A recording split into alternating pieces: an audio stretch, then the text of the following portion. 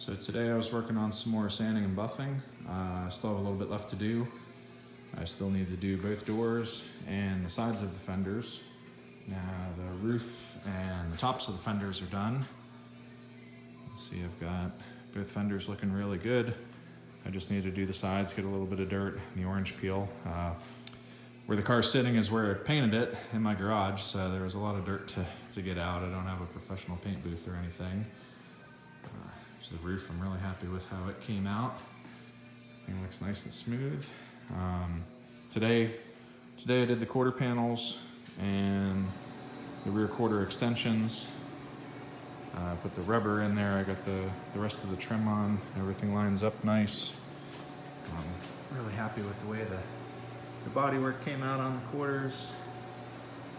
Same with the trunk fitment. I had to do a lot of work. If you hadn't been following the page before, it was an aftermarket trunk and the fitment was really poor. I had to add almost 3/8 of an inch to the length of it because there was a huge gap between the trunk and this filler panel here. So I actually added TIG rod to the end of the trunk and ground it down and shaped it. And the quarters did not fit very good. I had a horrible gap here, so I actually had to cut the quarter here and in and bend it up because the quarter panel was too long. I had to do that on both sides. When I had replaced the quarters, I knew they were in the right spot because I never took the doors off, and I kept the same gap here at the doors, so there wasn't a whole lot that I could do other than cut the end of the quarter and shorten it. But again, overall, I'm really happy with the way the work came out. I'm probably close to 2,500 hours into the build right now. If you haven't seen the older videos, check it out and you'll see what I started with. It's definitely come a long way. Again, I just have to sand and buff the doors, the sides of the fenders, and then I can really start putting some stuff together here.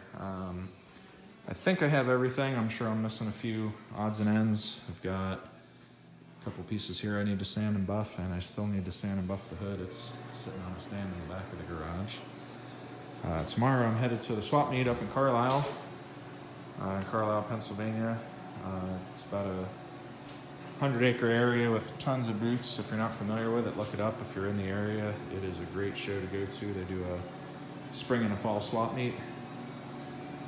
Glass was ordered, the windshield and the rear window, so hopefully be getting them installed in the next week or two.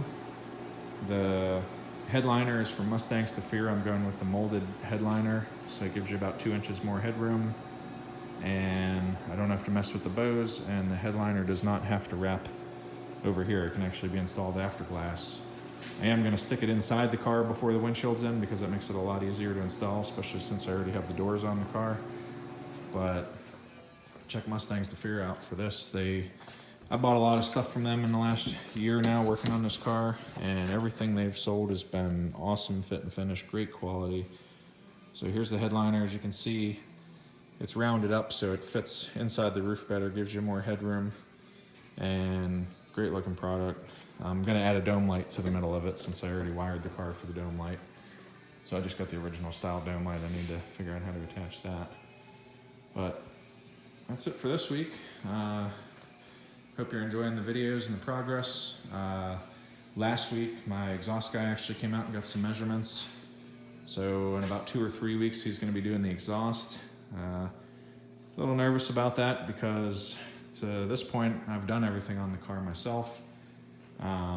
So this will be the first work I'm farming out, mainly because I don't know how to TIG weld, and I am not an exhaust guy, so I'll let that to a pro. So I'll be definitely posting some updates as that work gets done. So thanks for watching. I enjoy all the comments, and hopefully it's been a little help to anybody else that's restoring a car themselves. If you've got any questions, feel free to ask. If I know, I'll be happy to help. Thanks.